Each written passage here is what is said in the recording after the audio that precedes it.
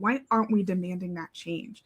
I think part of it comes from the fact that women's healthcare has been so neglected over the centuries that the fact that we now have tools designed for our bodies and to help us track is so exciting that we're just like, take our data, right? Like, take it. We are finally having tools that we can use. We finally feel empowered. And we kind of forget about the ways in which this could be used against us.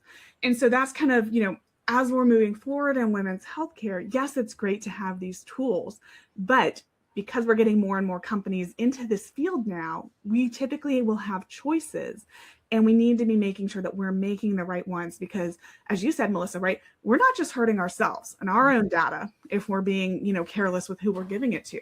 We're increasing insurance rates and premiums across the board for women, right? We're potentially allowing law enforcement to track illegal reproductive health activity in certain states. That all matters and is trackable, and it's all things that we need to be conscious of, but we don't need to be fearful. And that's the other thing I want to make sure that I'm clear on. Yes, this is a scary environment, especially post Roe versus Wade, but the answer is not to just boycott all apps, right, or all femtech apps, because if we do, what we signal is that women's health is not important, that consumers are not going to use these apps, and we don't need more innovation in women's healthcare. And that is the farthest thing from the truth.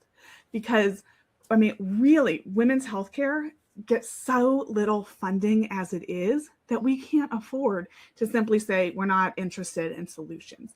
And that's what happens if we take a fearful approach. We signal to the market that this is not something we're going to buy and that women's healthcare is fine as it is, which is absolutely not true. So that's why we need to be informed and empowered to make the right choices that protect us so that we're not placing ourselves at risk, but that we're still signaling that we want innovation in this field. Yes, and along with that, there's a lot of disparaging within the women's health apps for women of different colors, for not tracking, like you mentioned one time, there was one girl, she had a complete hysterectomy and she was tracking her period, and they were like, oh, you're 10 days late, congratulations, a little stork pops up, and she had just had a hysterectomy. So there's that disparaging too. And I like the fact you pointed out that a lot of people that are making these apps, that are coming up with these apps, are men, and they don't have female input into these apps. Yes, and that's why equity and foundation are so important in the SAFE method, because that's what we're looking for, right?